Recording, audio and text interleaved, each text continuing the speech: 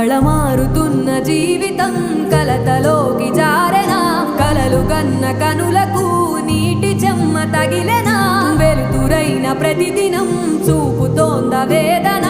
అందమైన బతుకున అలజడి చలరేగెనా ఏమిటి నీ పాపం ఏమిటి నీ నేరం చీకటి ముసిరిందే చిటికల్లోనా తీరదు నీ శోకం మారదు ఈ లోకం